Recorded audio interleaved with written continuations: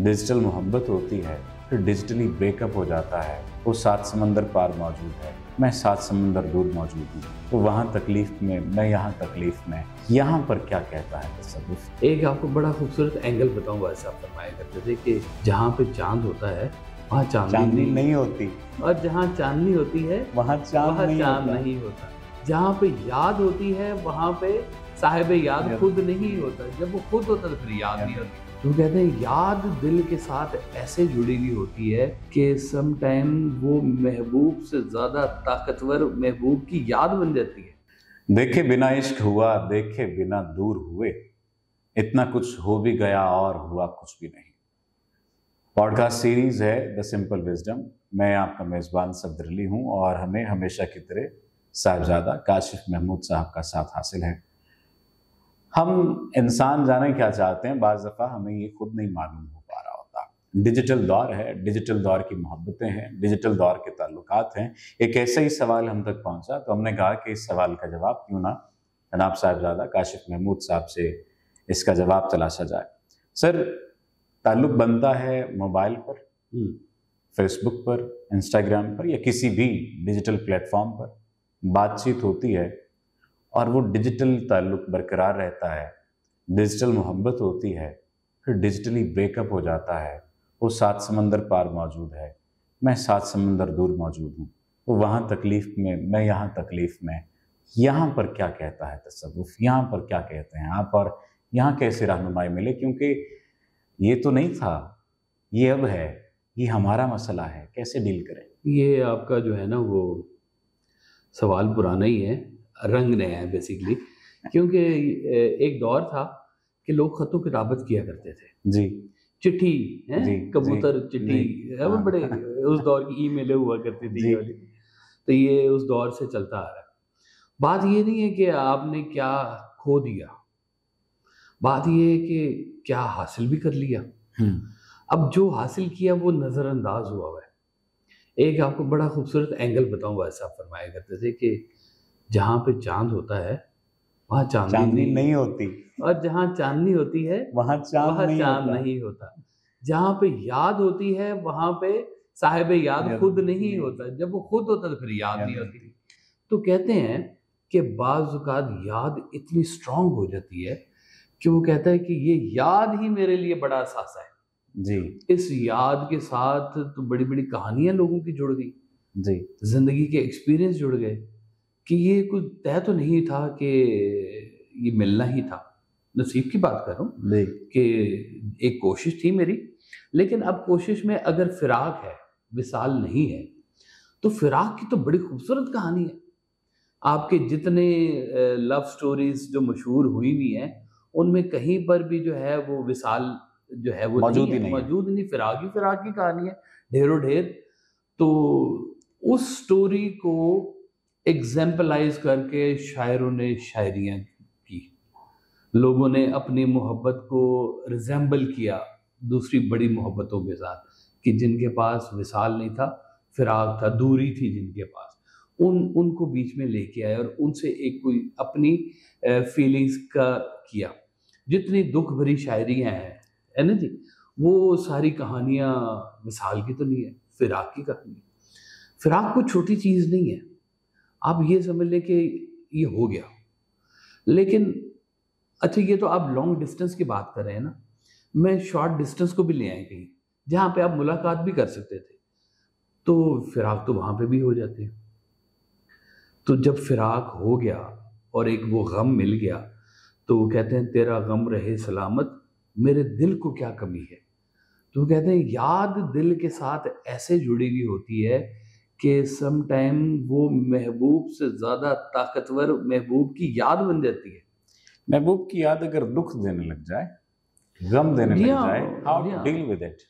वो एक कहानी छोटी सी आपको सुना देता हूँ। भाई साहब ने सुनाई थी कि एक गुरु हकीम ने अपने चेले से कहा कि जाओ जंगल में, फलां जंगल में, वहाँ पे बहुत कीमती जड़ी बूटियाँ होती हैं, तो वो इकट्ठी करो, उनका बनाओ जवाहिरुल अकाकीर, यानी कि जो बनता है ना वो अरक, बूटियों का जो अरक जी, उसकी भी कुछ सुप्रीम फॉर्म है ये जवाहिरुल अकाकीर, तो वो इकट्ठे करो। वो چیلا چلا گیا، اس نے جنگل میں کتنے سال لگائے، جڑی بوٹیاں اکٹھی کی اور ایک شیشی بنا لی، اور بڑا خوش کہ میرے گرو بڑے خوش ہوں گے۔ تو شیشی لے کے گرو کی طرف چلا، ٹھوکر لگی، شیشی گری اور ارک ضائع ہو گیا۔ اب اس نے رونا ڈال دیا، انسان یہی کام کرتا ہے، رونا شروع کر دیتا ہے۔ اب وہ رونا شروع کر دیا، گرو کو یاد کیا۔ کہتے ہیں گرو کو جہاں یاد کرو نا، گرو آ جاتا ہے وہاں پہ کسی نہ کسی طرح سے۔ تو گرو کو بتایا کہ گرو اتنے سالوں کی محنت میری ضائع ہو گئی، اور روئی جائے اور گرو ہنسی جائے۔ جواہر العقاقیر ہو گیا، وہ بالکل زمین پہ چلا گیا، اور وہ چیلا روئی جا رہا ہے اور گرو ہنس رہے۔ جی تو چیلے نے کہا کہ جی اتنا نقصان ہو گیا، اتنی میری محنت ہوئی ہے اور آپ ہنس رہے ہیں۔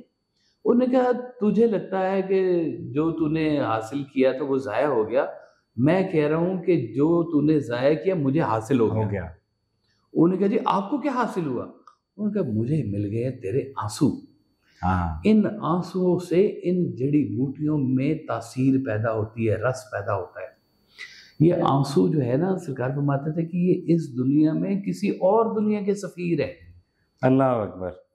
آنسو کچھ چھوٹی بات ہے، یہ آپ مگرمچھ کے آنسو لے کے بھی بارگاہ عزی میں اگر پیش ہو جائے نا، مگرمچھ کے آنسو ہیں، تو کہتے ہیں اللہ کو وہ بھی پسند آتے ہیں کہ اس نے میرے رستے میں آنسو بہا دیے۔ جتنی یہ بریک اپ سٹوریز نکلتی ہیں نا جی، اس میں سے بہت سارے لوگ اللہ کے رستے پہ بھی چل پڑتے ہیں۔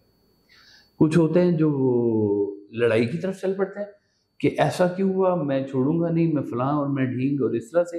اور کچھ لوگ اس کو نا اپنا مقدر بھی سمجھ لیتے ہیں کہ یا اللہ بیسٹ ایفرٹ کی تھی، جو کچھ ہو سکتا تھا میں نے کیا، اب یہاں پہ تیری مرضی آ گئی، اب تو میرے غم کو کم کرنے میں یا اللہ تو بھی تھوڑی۔ دیکھیں یہ تو سمر گئے نا، یہ تو سمر گئے۔ اب جو لڑائی کی طرف آ گئے، جی ہاں، جو بکھیڑے کی طرف آ گئے، جو الجھنے کی طرف آ گئے، ان کے لیے کیا کہیں گے؟ وہ جو الجھنے کی طرف آ گئے نا جی، وہ الجھے رہیں گے، وہ سلجھیں گے نہیں اس وقت تک جب تک ان کا یہ اینگل چینج نہیں ہوگا۔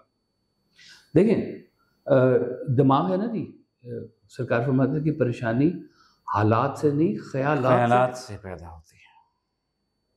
تو حالات تو اب کے چلو ہو گئے جی، اب یہ خیال اس کو مزید خراب کر رہے ہیں کہ آپ نے بیسٹ ایفرٹ کی، جو کچھ ہو سکتا تھا، شاید ویزے کے لیے بھی اپلائی کیا ہو کہ میں پہنچ جاؤں وہاں پہ، نہ اس کو ملا نہ آپ کو ملا، تو درمیان میں ادھوری بات رہ گئی، یا کوئی بھی درمیان میں سبب ایسا پیدا ہوا کہ جدائی آ گئی۔